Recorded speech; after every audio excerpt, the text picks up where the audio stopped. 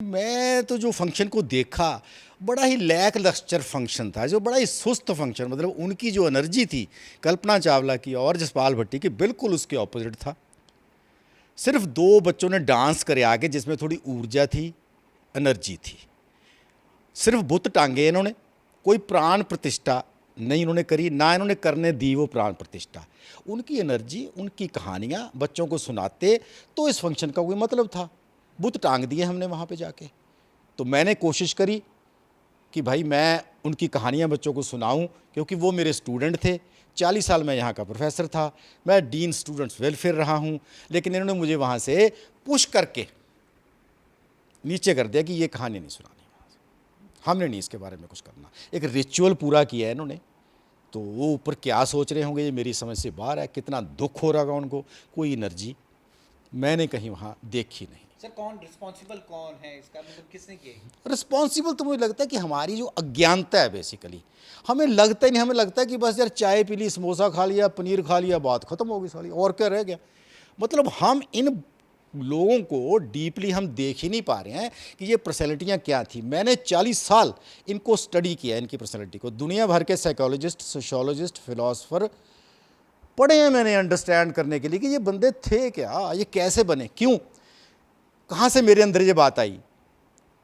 1979 में कल्पना चावला का मैं वाइवा ले रहा था।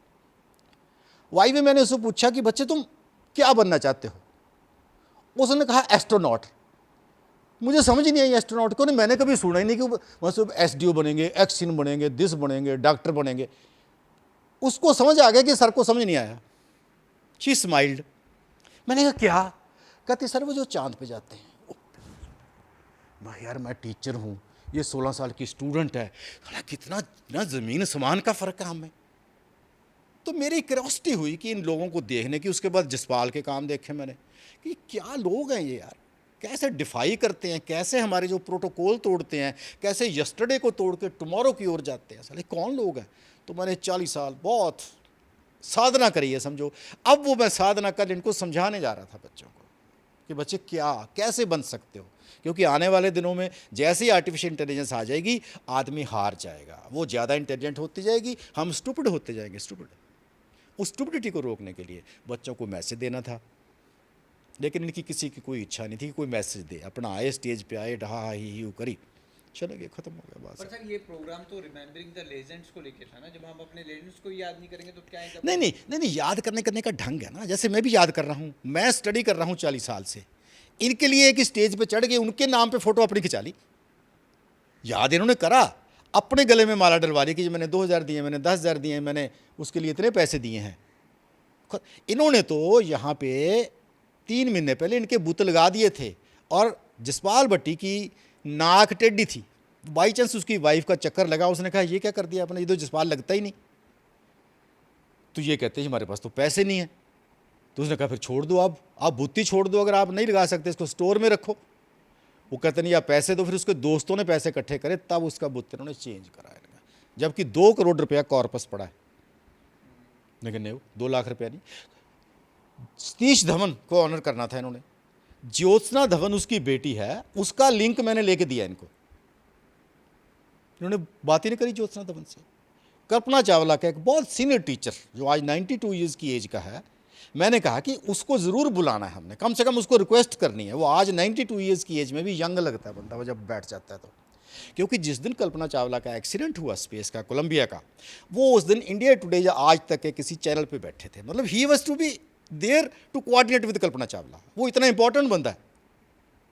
इन्होंने सुनी नहीं मेरी, वो तो बीमार हैं जी, वो कहाँ आएंगे। मैं कहा मैं लेके आऊँगा उनको, उनका स्टेज पे बैठना, नीचे आना, ब्लेस करना सबको बहुत ज़रूरी है। ये उनको बुलाने भी नहीं गए। मैंने कहा मैं आपके साथ चला चलूँगा, कोई आया ही नहीं, हम मुझे भी धक्के मार के नीचे निकालते। तो मेरी समझ से बाहर है कि क्या हमारी सोच है, सोच के ऊपर हमें सोचना पड़ेगा। बुरे लोग नहीं है, सोच में कहीं कुछ। सर कल्पना चावला की एक लाइब्रेरी भी हुआ करती थी पैक में आपके टाइम पर, वो लाइब्रेरी कहाँ है? कल्पना चावला का की लाइब्रेरी जो थी, वो इसकी फैमिली ने, इसकी सिस्टर ने, मुझे इनको रीडिंग का बहुत शौक़ था, बहुत इसका लिटरेचर इसने पढ़ा हो। तो उसने कहा ये कल्पना की बुक्स हैं हमारे पास जो पढ़ी हैं, तो आप बच्चों के लिए लाइब्रेरी बना दो। कुछ बुक्स जो कल्पना की इंडिया नहीं वापस आ सकी उसकी इन्होंने लिस्ट दी, वो हमने कॉलेज की ओर से खरीदी और एक लाइब्रेरी बना दी जहाँ आयन रैंड से लेके प्रेमचंद और टैगोर और दुनिया भर के लियो टॉल्स्टॉय ये सारे पढ़े थे वहाँ, सारा दुनिया का लिटरेचर उसने पढ़ रखा था। वो 2-3 साल चली जब तक मैं डीन स्टूडेंट वेलफेयर था, उसके बाद वो लाइब्रेरी नहीं मेंटेन हुई। तो मुझे कल ऐसा लगा कि मेरे सपने में आके वो मुझसे पूछ रही है, वहाँ उनसे पूछ रही है कि सर जी मेरी किताबें नहीं मेंटेन करें, किताबों का बोझ नहीं उठा सकते जी, कौन पढ़ेगा इनमें, कौन बच्चा इनमें कल्पना चावला बनेगा। मतलब इतना दुखी मैंने उसको देखा। तो वो पता नहीं क्या, मतलब हम मेंटेन भी नहीं कर पा रहे किसी चीज़ को। मतलब बनाना तो क्या है, मेंटेन करनी। बच्चे आते, कोई एक बच्चा बुक पढ़ के अगर एक भी बच्चा इंस्पायर हो जाता है, मैं कहता मेरा काम हो गया सारा। Only one child.